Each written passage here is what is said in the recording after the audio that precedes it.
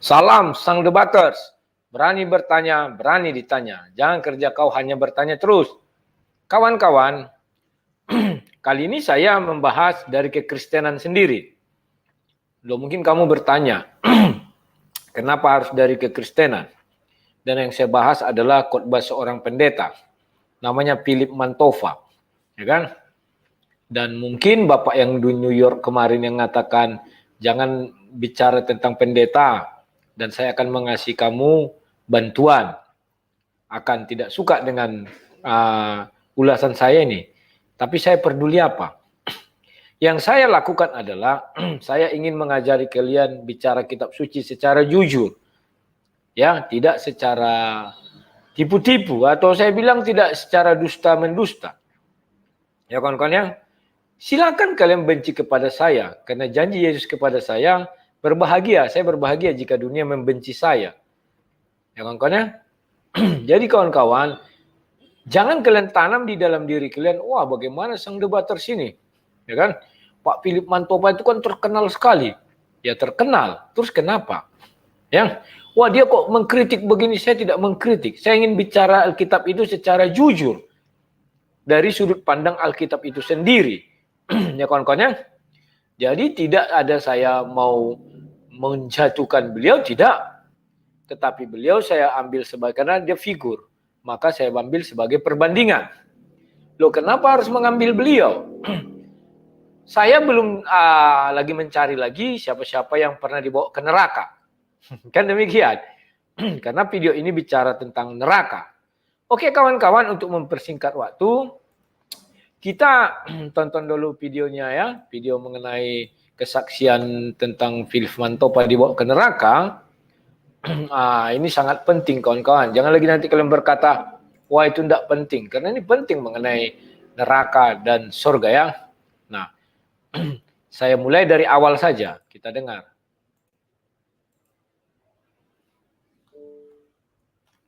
Saya tertidur. Setelah kita semua nyanyikan Happy New Year. Saya pulang ke rumah. 31 Desember 99. Baru lewat berapa jam. 1 Januari 2000. Akhirnya saya tidur juga di ranjang saya. Saya tidur dalam keadaan bahagia, saya nggak punya masalah. Hati saya lagi senang, tahun-tahun itu tahun-tahun breakthrough buat saya. Malah sejujurnya saya selalu berdoa, Tuhan orang lain pernah dibawa ke surga, saya bawalah ke surga. Saya kepinginnya gitu, malah sebaliknya. Mungkin kalau saya dibawa ke surga, saya mungkin mau di sana, nggak mau pulang kali. Nah kawan-kawan, beliau mengatakan orang dibawa ke surga. Ya kan? Rekan sejawatnya yang dibawa ke surga itu namanya Pak Pariaji. Ya, dan dia tanpa sadar juga ya mengatakan kalau saya dibawa ke surga saya tidak mau balik. Nah sementara Pariaji udah sampai ke surga dia balik. Kan demikian. Maka kalau saya ambil dari kesimpulan sesuai Alkitab bahwa manusia dibawa Tuhan ke surga, apakah dia Elia, titisan Elia, atau dia titisan Henok? Hanya yang dua inilah yang dibawa ke surga. Yang lainnya, Yesus yang memilih langsung, itu yang disalib di sebelah Yesus. Nah, ataukah dia mau mengatakan dia seperti pewahyu, Yohanes? Saya nggak tahu. Ya, artinya Philip mau mengatakan orang yang dibawa ke surga itu kalau turun ke bumi itu sebuah hal yang tidak baik. Orang surga itu nikmat. Kenapa dia turun ke bumi? Menjadi apalagi manusia seperti sekarang ini ya. Dia makanya dibilang saya ingin dibawa ke surga. Nah sekarang kita lanjutkan lagi apa cerita dari Philip Mantova ini. Tapi kalau saya dibawa ke neraka lebih berguna buat Anda. Tahukah saya dibawa ke neraka karena dosa siapa? Bukan karena dosa saya sudah diampuni. Saya sudah ditebus dan saya sudah terima. Ini loh, Anda sudah ditebus nggak tentu sudah terima. Nah lihat, ternyata dia dibawa ke neraka, dia bertanya, tahu kalian saya kenapa saya dibawa ke neraka? Bukan karena dosa saya katanya. Ya kan? Tetapi karena dosa dia sudah ditebus dan saya terima katanya. Saya heran melihat dia ini. Apakah dia satu-satunya manusia yang dosanya sudah ditebus dan menerima? Kan demikian. Nah, dan dia ingin mengatakan bahwa dia ini nanti seperti Henok atau Elia dalam kondisi hidup dibawa ke surga. Loh, dia bilang kan dosanya sudah ditebus dan dia menerima. Artinya sampai sekarang pun dia tidak berdosa. Atau sampai dia membicarakan ini mungkin ya. Saya kurang paham, tetapi kita dengar lagi apa kata beliau ini ya. Saya sudah ditebus, saya sudah terima. Saya ke neraka bukan karena dosa saya ke neraka karena dosamu. Ush. Karena dosa Anda. Luar biasa sekali kawan. Dia mengatakan bahwa dia ke neraka bukan karena dosa dia. Artinya dia tidak berdosa lagi. Sudah suci kayak Henok dan Elia. Tetapi karena dosamu katanya. Artinya dia mau mengatakan bagaimana ini sekarang nih? Apakah karena dosa orang-orang yang hadir di dalam atau mendengar khotbah dia, ataukah dosa orang-orang yang dimanapun berada, karena dia nunjuk ke kamera. Oke, kamera tidak ada.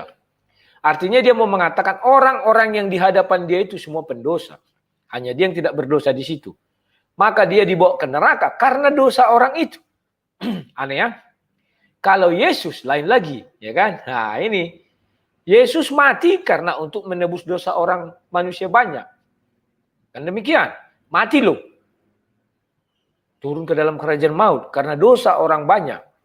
Sekarang dia dibawa ke neraka. Karena dosa kalian katanya, orang-orang itu, orang-orang di hadapan dia. Berarti kalau dia ke neraka, logika kalian bagaimana?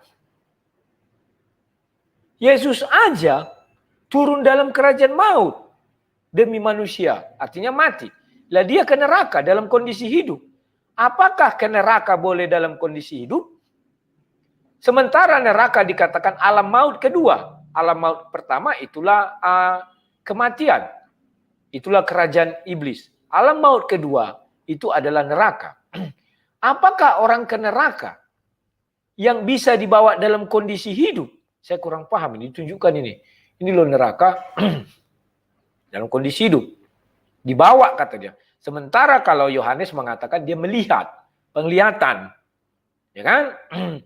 Bahwa dia hanya bercerita neraka, tempat sesuatu yang api, dibakarlah di situ, alam maut dan kerajaan maut. Ya, dimasukkan ke situ. Ya kawan-kawan ya. Sementara Philip Mantova bisa mengatakan gara-gara kalian. Nah, kan demikian. Dia mungkin mau menyamakan diri dengan apa namanya itu ya. Gara-gara kalian saya masuk ke. Kok gara-gara saya? Memang siapa kau? Ya kan? Kalau Rasul Paulus mengatakan gara-gara satu orang manusia, Adam kita berdosa. Gara-gara satu orang manusia kita diselamatkan. Gara-gara manusia berdosa maka Yesus mati. Kalau dia gara-gara urusannya apa ya? Apakah dia seorang penanggung dosa, penebus dosa, atau bagaimana? Saya kurang paham. Tapi biar lebih paham kita lihat lagi. Untuk menebusnya, yang menebusnya anak domba Allah. Tapi untuk menegur Anda. Saya dipaksa ke sana untuk melihat semua itu. Agar supaya minimal bisa menyelamatkan beberapa di antara Anda. Perhatikan. Dia mengatakan dia dipaksa ke sana. Siapa yang maksa? Apakah Yesus? Saya belum temukan ayat di dalam Bible di mana Yesus memaksa seorang manusia. Saya belum temukan itu. Yesus adalah manusia yang demokratis. Kau kerjakan silakan, tak kau kerjakan silakan. Bahkan sama si Petrus pun dikatakan, sebelum ayam berkokok kau akan menghujat aku 3 kali, menyangkal aku. Dan Yesus tidak memaksa si Petrus menyangkal. Tetapi dibebaskan dia. Bahkan Petrus berusaha untuk lari. Ternyata apa? Dia tidak bisa apa-apa. Berarti kalau dia mau bilang dipaksa, artinya harus terjadi. Artinya dia sudah dinubuatkan Philip Mantova ini. Coba kalian buka-buka di Bible atau di kitab suci. Di mana Philip Mantova ini dinubuatkan namanya? Ya, dipaksa kata dia ya. Artinya dipaksa itu gimana ya? Ayo, enggak mau Tuhan, ayo. Ke neraka gitu ya. Yang membawa manusia ke neraka, Alkitab mengatakan hanya iblis. Kok bisa-bisanya dia mengatakan Tuhan Yesus datang memaksa dia ke neraka? Gak ngerti saya. Pernah kalian baca kitab suci, Tuhan memaksa orang masuk neraka. Tuhan memasukkan orang ke neraka. Tuhan membawa orang ke neraka. Tidak ada kawan.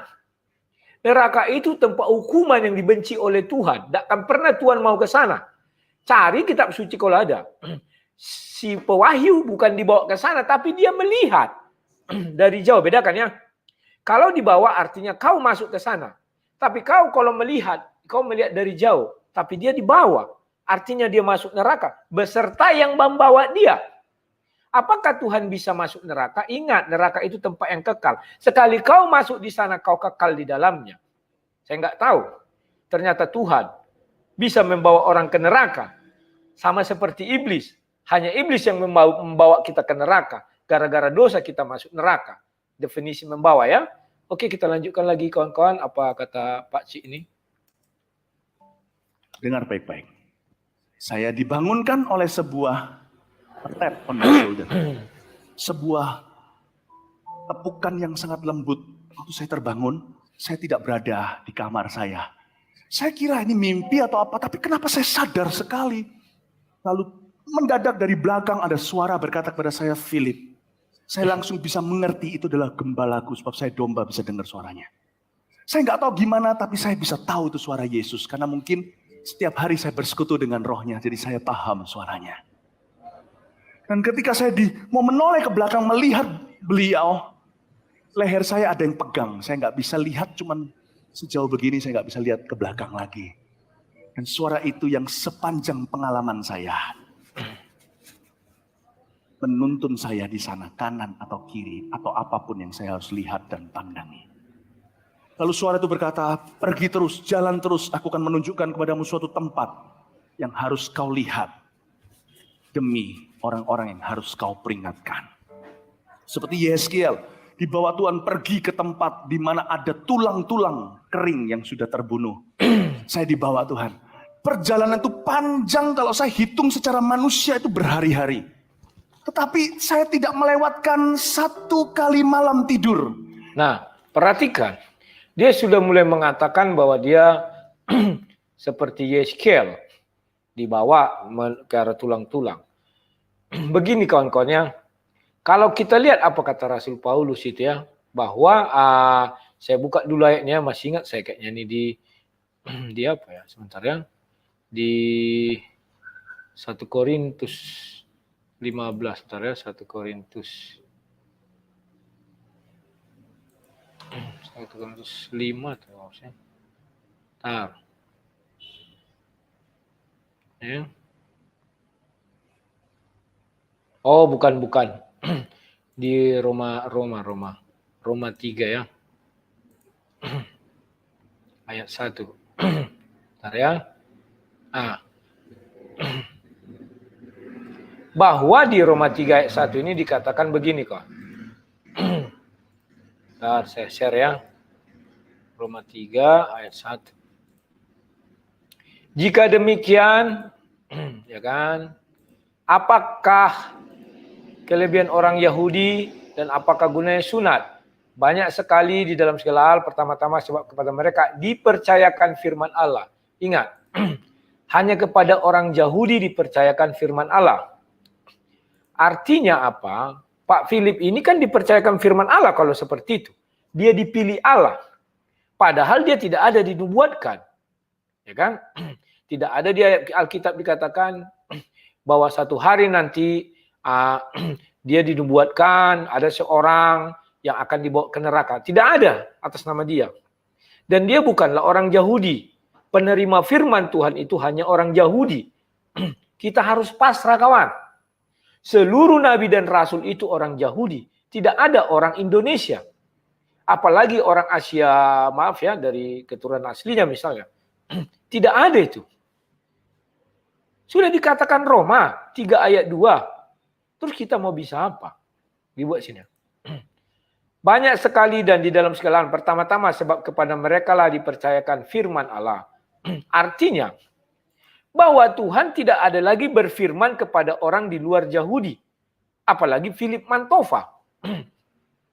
Tuhan hanya berfirman kepada orang Yahudi atau keturunan Yahudi atau keturunan Israel. Bagaimana Philip Mantova bisa mengklaim bahwa Tuhan berfirman kepada dia, artinya kan dia jadi nabi atau rasul. Paham kalian maksud saya? Tuhan hanya berfirman kepada nabi dan rasul. Nabi dan rasul menyampaikan kepada manusia.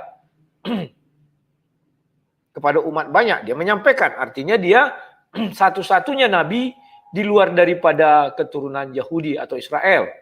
Hebat sekali, ya. Kita lanjut lagi kawan-kawan, ini saya share lagi ganti-gantian share-nya. Bentar. Biar kita lebih paham mengenai firman Tuhan. Ingat ya, saya tidak ada maksud apa-apa sini, saya hanya bicara firman Tuhan kepada kalian dengan perbandingan ini. Karena di akhirat waktu berbeda, Alkitab berkata bagi Tuhan 1 hari 1000 tahun. 1000 tahun manusia itu 1 harinya Tuhan. Cuman sebentar di sini. Tapi di sana lama sekali pengalaman saya, rasanya seperti selamanya saya disuruh jalan terus. Ketika saya taat jalan terus di tempat yang begitu hampa udara. Saya bernafas itu hanya menghirup Roh Kudus. Bukan karena saya butuh oksigen, karena tubuh saya masih Nah, ada lagi pengetahuan baru yang kita dapat dari beliau ini. Ya, bahwa dia dibawa ke ruang hampa udara.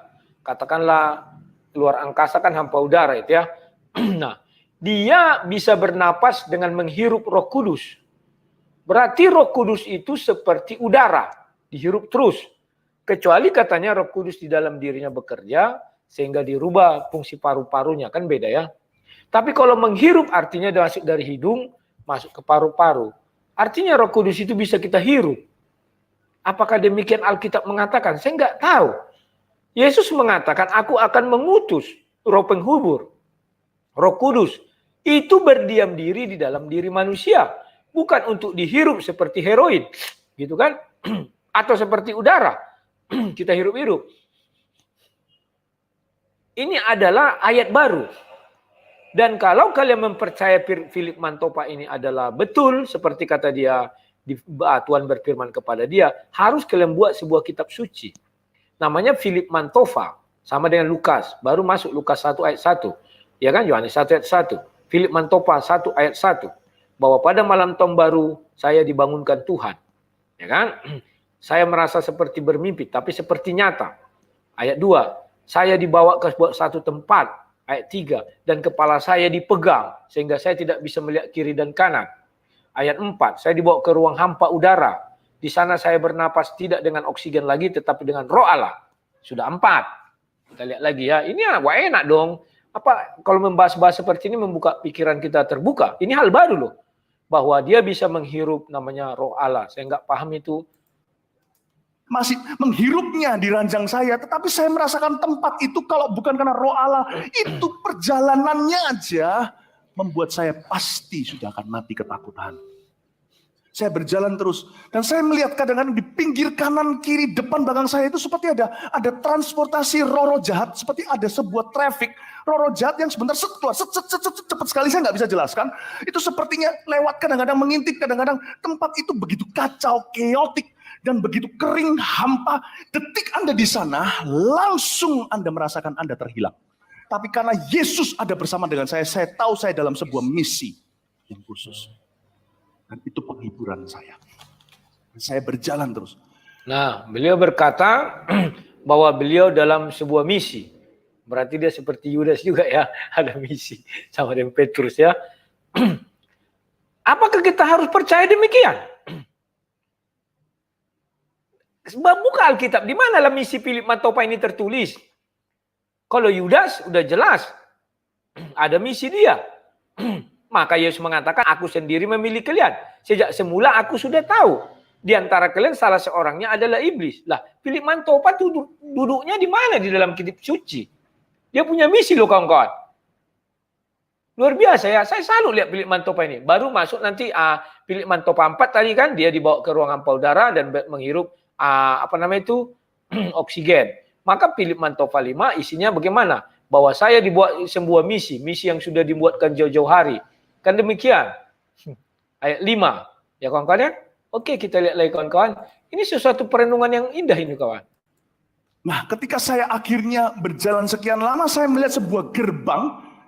Sorry, saudara, kalau saya jelaskan kepada Anda apa yang saya lihat di akhirat, Saya harus pakai kata seperti berulang-ulang kali. Mengapa? Karena memang tidak ada yang seperti itu di dunia yang kita lihat di dalam ciptaan Allah secara fisik ini. Coba jelaskan kepada orang yang lahir buta, apa itu warna biru? Mereka nggak tahu. Coba jelaskan kepada semua manusia yang tidak pernah mati, apa itu akhirat? Nggak akan mengerti. Jadi maafkan saya, bahasa saya terbatas. Saya harus pakai kata seperti, hanya supaya Anda mengerti. Padahal sama sekali nggak serupa. Saya melihat sesuatu yang seperti gerbang. Lalu saya langsung ingat ayat firman gerbang maut. Ketika di ujung dan ujungnya saya nggak bisa kelihatan, saya tahu lebar sekali gerbang itu, namun di atas begitu tinggi ada tulisan yang bergerak-gerak, berupa seperti tulisan-tulisan roh. Dan saya bisa menafsirkannya karena Roh Kudus memberikannya kepada saya. Langsung saya tahu itu artinya adalah lembah penyiksaan. Langsung detik itu saya mengerti, saya berada di mana. Saya mau kembali dan Tuhan pegang pundak saya dan berkata, aku memberimu kekuatan, aku memegang tangan kananmu. Dan dia berkata, terus lihat, buka pintu itu. Saya taat sebelum saya menjamah gerbang itu. Gerbang itu buka sendiri. Dan detik terbuka gerbang itu, semua suaranya keluar. Semua panca indera saya tersiksa langsung. Padahal saya di sana bukan karena dosa saya.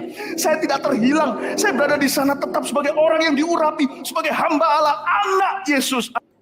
Perhatikan, dia bilang di sana dia tersiksa. Bukan karena dosa saya katanya kan.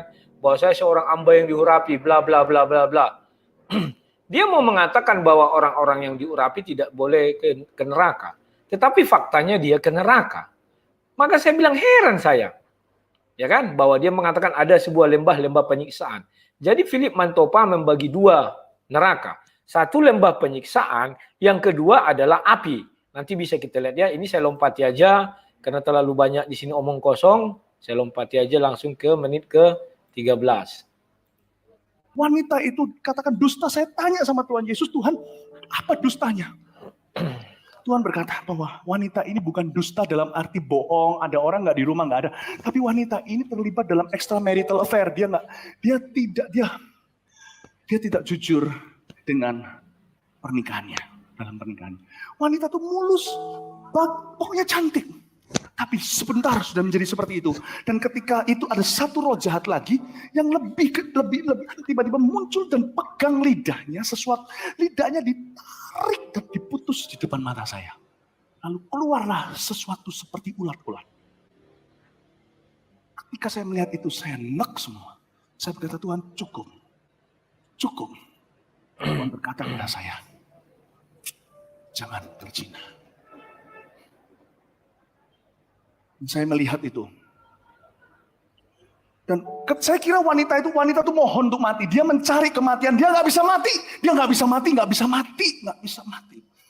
Dan ketika saya kira semua ini sudah berakhir, diulang lagi. Tiba-tiba mukanya menjadi mulus lagi, lidahnya muncul lagi, dan diulang-ulang lagi. Ini bukan halusinasi, artinya apa? Dia merasakannya. Di sana di akhirat seperti yang waktu saya alami 13 tahun lalu, panca indera kita 7 kali 70 kali lebih tajam daripada yang di sini.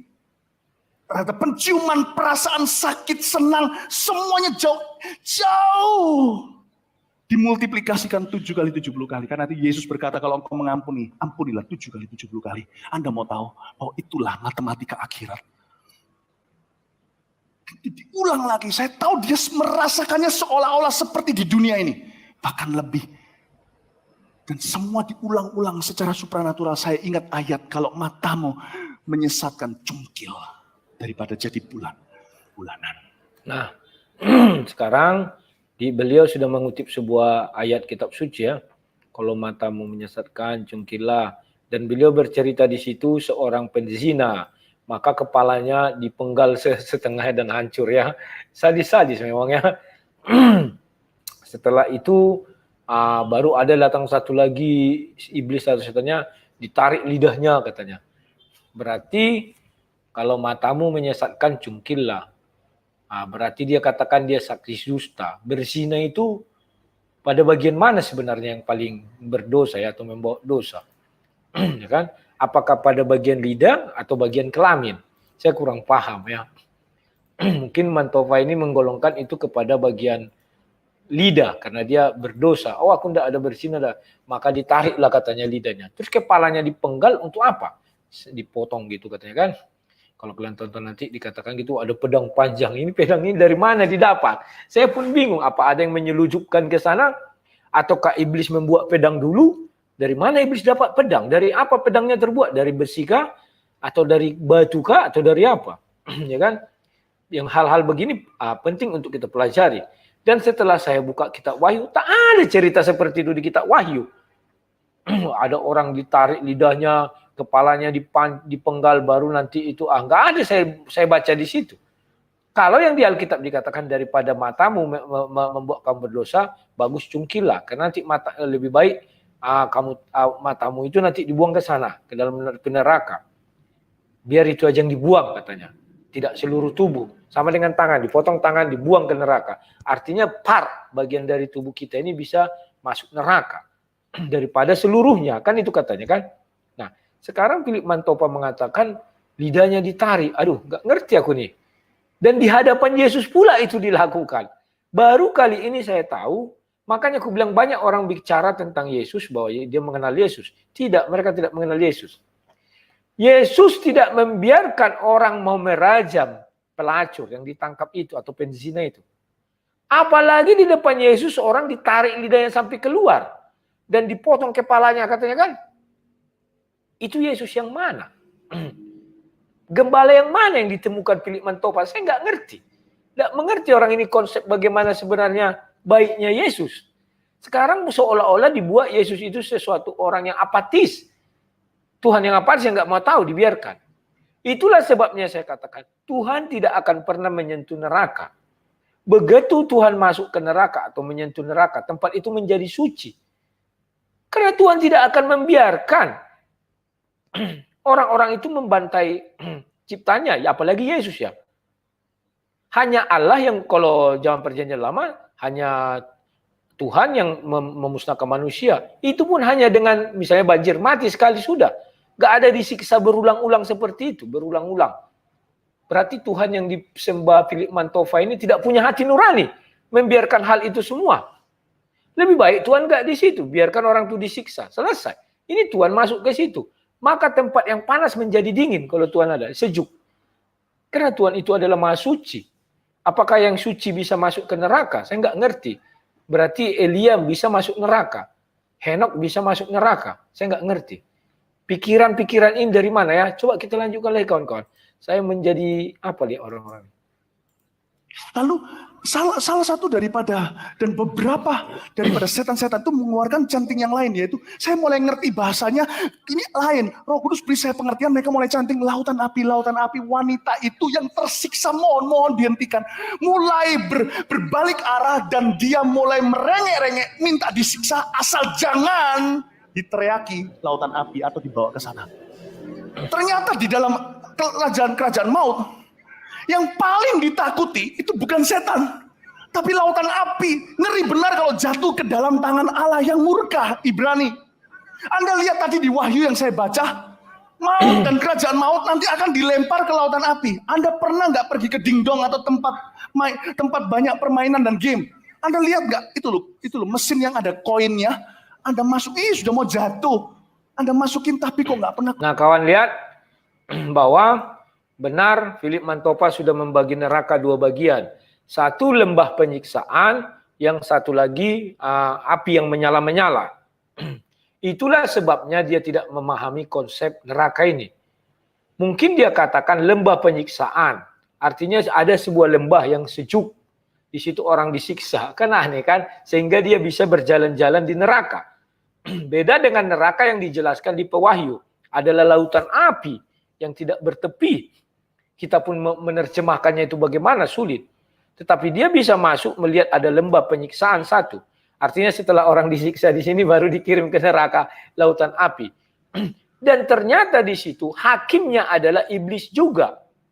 Iblis yang menentukan dia masuk ke api itu hanya atau tinggal di tempat penyiksaan ini saja, lembah penyiksaan.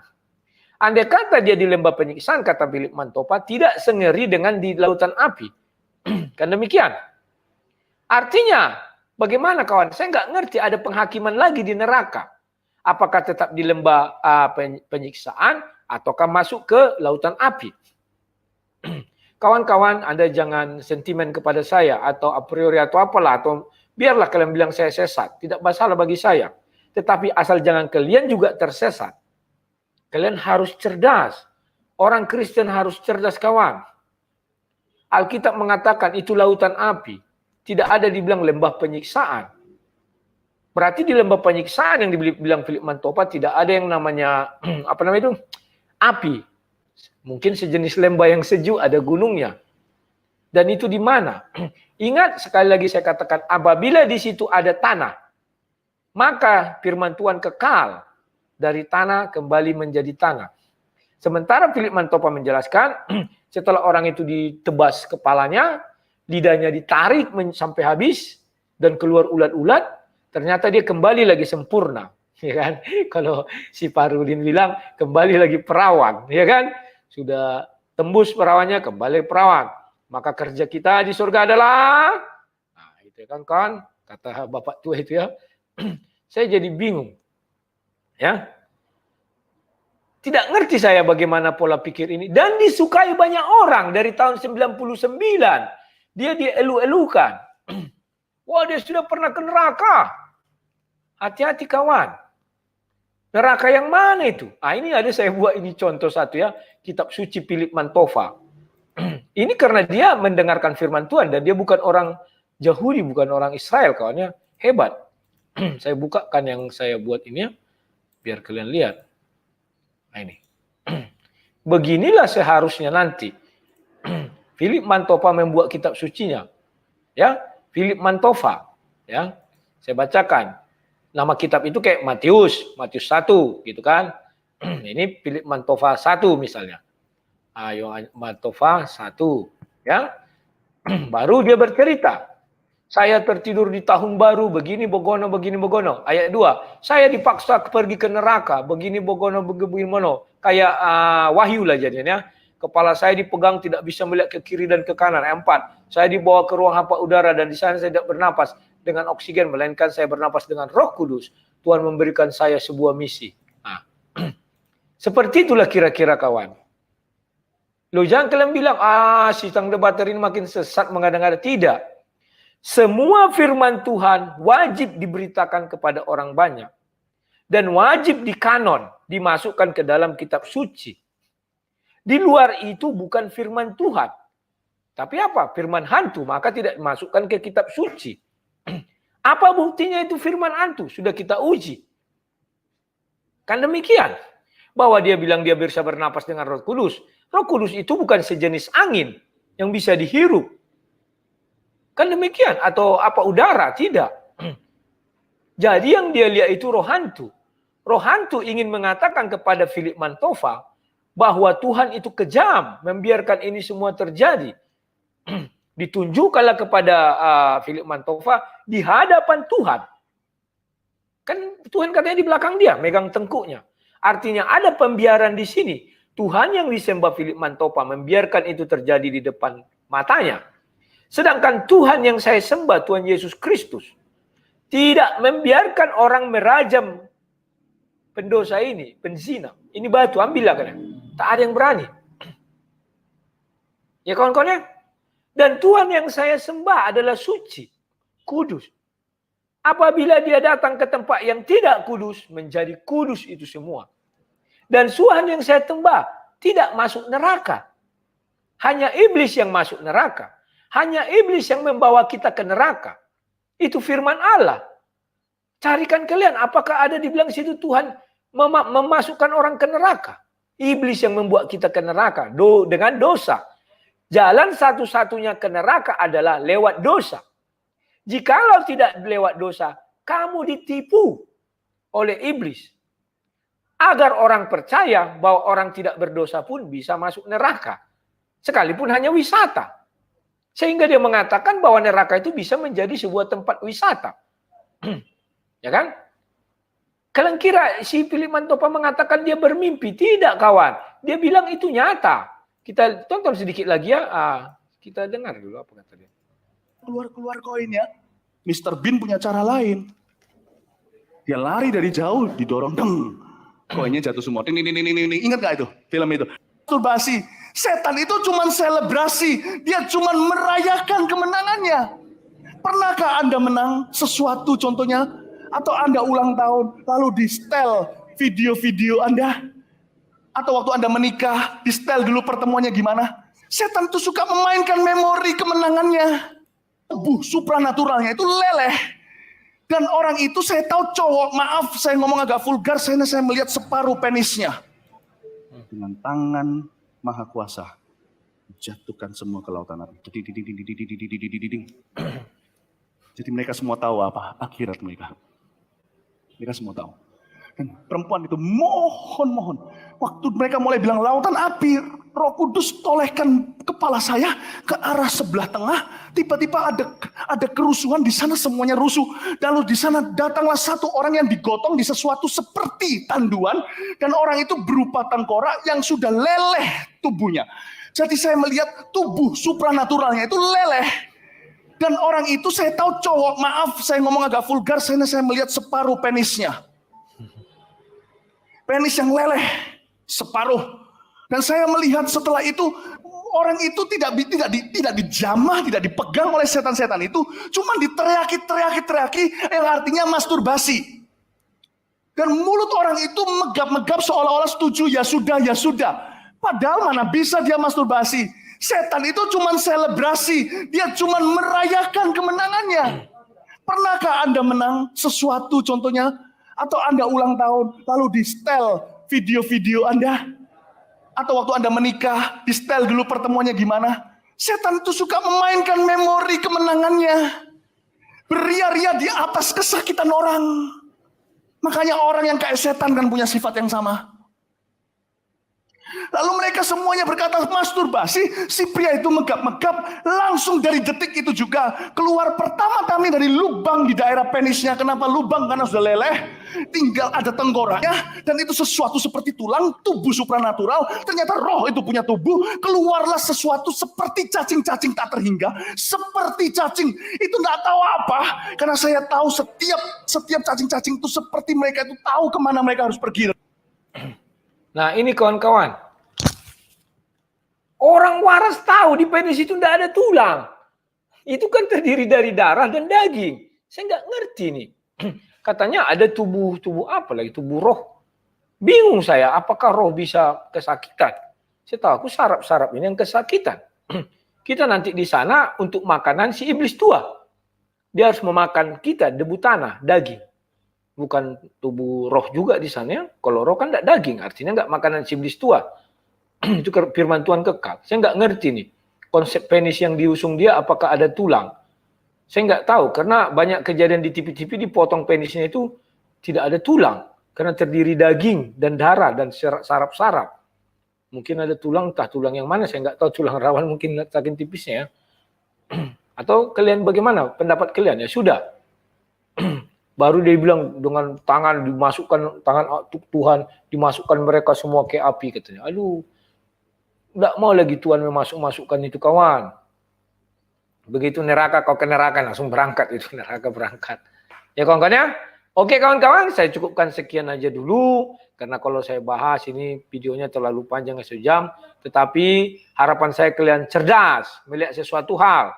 Jangan kalian langsung merasa bangga, oh hebat dan mengeluh-ngeluhkan seseorang. Tidak, ujilah kata Tuhan, ujilah. Maka kita menguji. Kita sesuaikan dengan firman Tuhan. Ternyata Wahyu 22 ayat 18-19. Banyak orang ingin mencabutnya. Maka mereka merasa Roma 3 ayat 2 adalah bagian mereka. Padahal Rasul Paulus sudah mengatakan firman Tuhan hanya diberikan kepada keturunan Yahudi. Mungkin dia keturunan Yahudi dari garis apa saya nggak tahu. Bisa jadi. Tetapi apa yang diucapkan dia berbeda dengan pewahyu atau Daniel dan sebagainya. Kalau berbeda, artinya betul itu firman Tuhan baru. Dan dia harus mencatatkan itu. Menjadi cabut dulu Wahyu 22 ayat 18-19. Baru setelah itu buat Philip Mantopa 1 ayat 1. Mulai dia bercerita kayak pewahyu kan. Oke kawan-kawan, sekian dan terima kasih. Salam sang debaters.